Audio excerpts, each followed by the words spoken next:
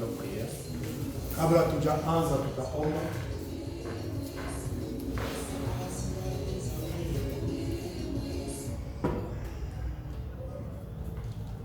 Tata frère, prions le Seigneur.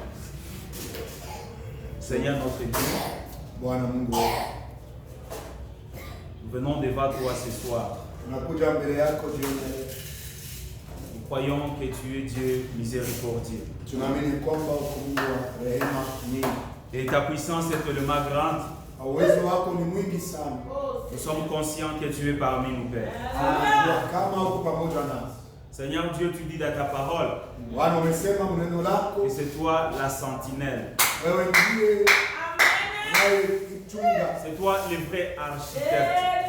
Wewe ndiye mjenzi wa kweli. Viens d'venir nous construire, Seigneur. Donne-nous la capacité d'écouter ta parole.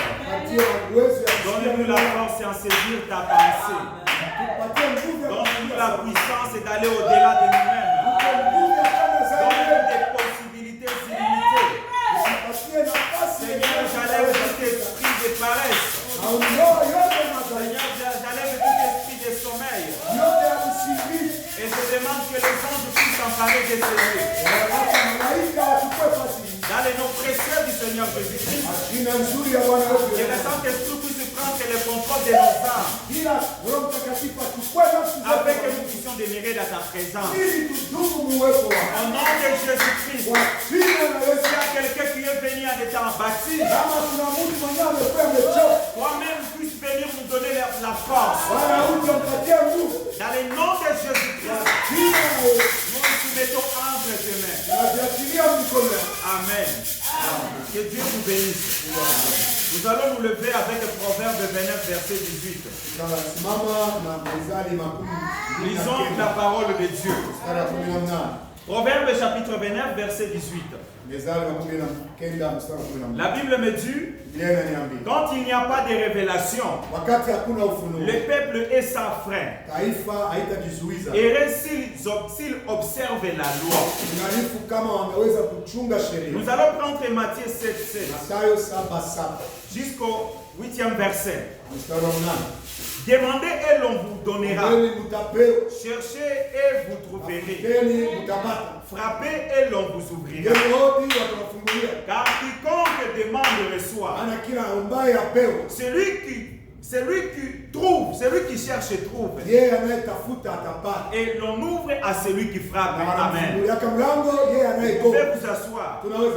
Que Dieu vous bénisse. Je vais lire encore dans Marc chapitre 11.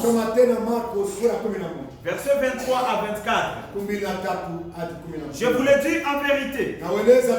Si quelqu'un dit à cette montagne, ôte-toi de là et jette-toi dans la mer. Et s'il ne doute point en son cœur, mais croit que ce qui lui arrive, il le verra s'accomplir. C'est pourquoi je vous dis, tout ce que vous demanderez en priant, croyez que vous l'avez reçu. Et vous le verrez s'accomplir. Que le Seigneur ajoute sa bénédiction sur sa parole. Amen, amen. Le premier verset que nous venons de lire, Proverbe nous montre que s'il n'y a pas de révélation, le peuple est sans frein. La révélation peut être quoi dans ta vie? La révélation peut être un songe. La révélation peut être promulguée par la prédication. La révélation peut être basée une voix interne. Alors cette révélation que Dieu te donne, c'est ça ta boussole. C'est ça ta destinée. C'est ça ton point d'attache. Et Salomon connaissant ces mystères, il savait que l'homme qui n'a pas une révélation, il est en train d'errer. Que Dieu vous bénisse. Donc la révélation est tellement très importante. Si Dieu me donne la révélation de commencer quelque chose, je saurai que le Dieu qui m'a donné la révélation ne me laissera pas à mi-chemin. Le même Dieu qui a commencé la chose, il achèvera.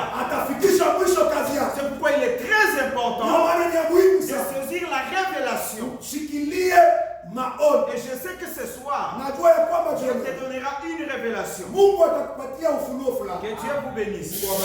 Nous sommes toujours dans le pouvoir de la conviction. Le pouvoir de la conviction, c'est l'autorité qui s'impose dans la chose que toi-même tu sais que c'est la chose véritable. Et quand ce pouvoir s'impose dans ta vie, peu importe les enseignements, peu importe les découragements, tu sauras que ce que je suis en train de faire, c'est une conviction. Que Dieu vous bénisse. Amen, amen. Et Jésus, il nous dit dans Matthieu 7, demandez et l'on vous donnera. Cherchez et vous trouverez. Frappez et l'on vous ouvrira. Donc quand je demande quelque chose, je ne dois pas me limiter seulement à la demande. Par exemple, j'ai envie de commencer peut-être mon entreprise. Je n'ai pas $1000. Mais j'ai besoin de commencer avec $1000. Je demande à Dieu qu'il me donne $1000. Et comment je vais demander ces $1000? C'est dans la prière. Quand je termine la prière, le verset me dit de chercher. Que veut dire chercher? C'est de regarder l'endroit où je vais placer mon alimentation, l'endroit où je vais étaler mes affaires, et quelles sont les personnes que je vais contacter. Mais les chrétiens d'aujourd'hui se limitent à la demande.